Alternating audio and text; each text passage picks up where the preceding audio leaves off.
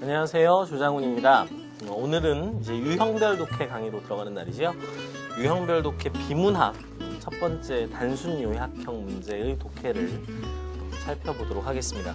많은 대학들이 논술을 통해서 평가하고자 하는 것은 학생들의 이해력, 독해력, 사고력, 표현력, 창의력 등이 될 텐데요. 그 가운데에서 독해력과 이해력 그리고 표현력을 가장 잘 평가할 수 있는 문제 유형이 바로 요약 문제입니다.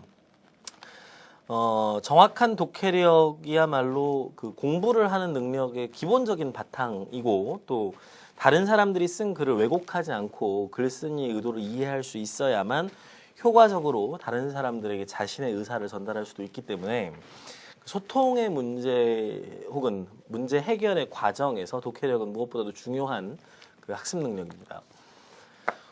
때문에 이제 요약 문제를 잘 쓰기 위해서 기본적으로 독해가 바탕이 되어야 되는 것은 뭐 두말할 필요가 없는 일이겠죠. 대개 이제 단순 요약형의 문제들은 200자에서 400자 정도의 한 문단으로 긴 글을 요약하는 문제가 나오는 경우들이 많습니다. 보다 짧게는 150자짜리 문제도 간혹 있는데요. 그런 것들은 이제 핵심적인 주제문만을 추려내야 되겠죠. 중요한 건 이제 한 문단을 읽고 그 문단의 구조를 정확하게 파악해서 중심 문장을 가려내는 일이 무엇보다 중요하겠습니다. 모든 글은 이제 문장과 문단으로 구성되어 있지요. 문단은 그 문장으로 구성되면서 중심 문장과 뒷받침 문장을 가지고 있게 마련입니다. 그러면 글 중에서 어떤 것이 중심 문장인지를 찾아낼 수 있다면 우리는 그 중심 문장에 대한 근거 혹은 전제로서의 뒷받침 문장들을 확인해 볼 수 있겠죠. 그래서 그 글의 논리적인 전개 과정을 이해하기 위해서는 각 문단의 중심 문장들, 그러니까 소주제문들을 정확하게 파악하는 과정이 무엇보다도 중요합니다. 그래서 첫 번째 여러분들이 거쳐야 될 과정은 각 문단에서 중심 문장과 뒷받침 문장을 찾는 것이죠. 중심 문장이 무엇인가라고 이제 물어보면 우리가 이제 앞서서 독해 포인트 강의에서 이런 얘기들을 했었잖아요. 그 핵심어를 담고 있고 주제어를 담고 있는 문장들이어야 할 것이고요. 그리고 이제 그것이 명료하게 자기의 주장으로 간추려진 문장들이어야 할 겁니다. 주제문의 요건에 대해서도 우리가 얘기를 했었죠. 무엇보다도 주제문의 첫 번째 요건은 제일 중요한 것은 완결된 독립적인 문장이어야 한다는 겁니다. 그렇죠. 하지만 각 문단의 중심 문장이 모두 글 전체가 주제문은 아닙니다. 그렇죠? 각 문단의 중심 문장은 근거 문장일 수도 있습니다. 그래서 언제나 독립적이진 않을 수도 있어요. 하지만 무엇보다도 하나의 주지 사실을 명확하게 포함하고 있다는 것은 분명합니다. 명료한 하나의 주지가 무엇인지를 판단하는 것이 한 문단을 독해할 때 제일 중요한 과정이겠죠. 그리고 나머지 문장들은 그 주지 문장들을 보다 더 보완하고 또 상세하게 이해할 수 있도록 하고 정확하게 설명해주는 그런 문장들이게 마련입니다.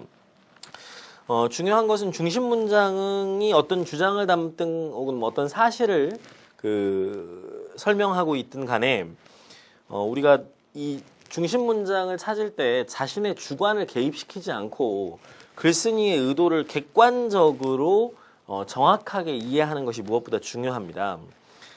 반면에 거기에 이제 뒷받침되는 사실을 뒷받침하는 이유들은 글쓴이 개인의 주관적인 견해가 덧붙어 있을 수도 있습니다. 그렇죠.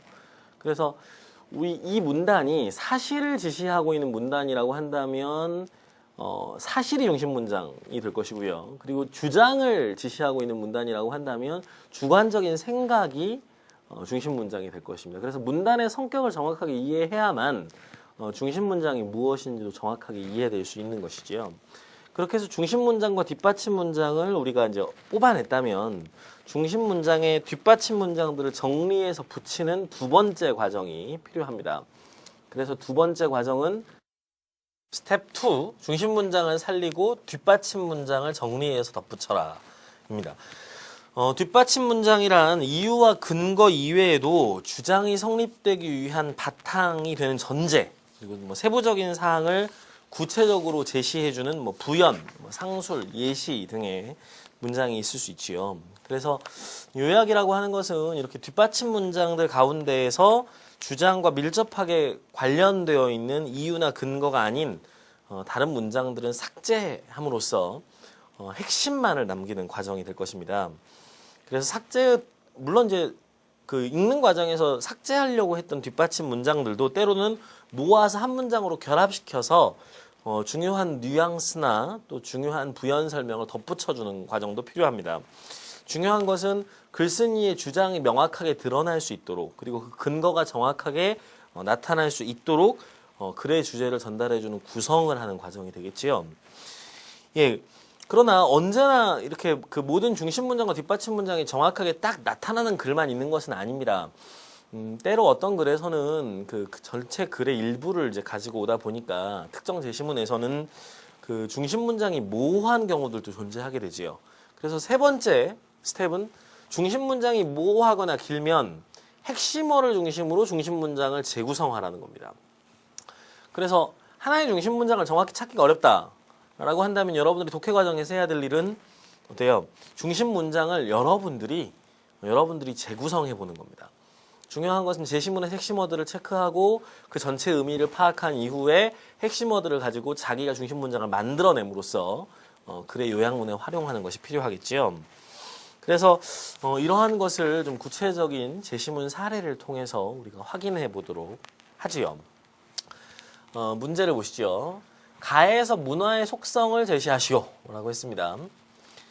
가제시문은 미셸 세르라고 하는 프랑스 철학자이자 문화인류학자의 글인데요. 우리는 어떻게 한 문화를 터득하게 되는가? 우선 우리는 인류학적인 의미에서의 출생지와 부모의 언어, 일련의 사고방식, 관습 및 관례 등을 유산으로 물려받는다 라고 했습니다.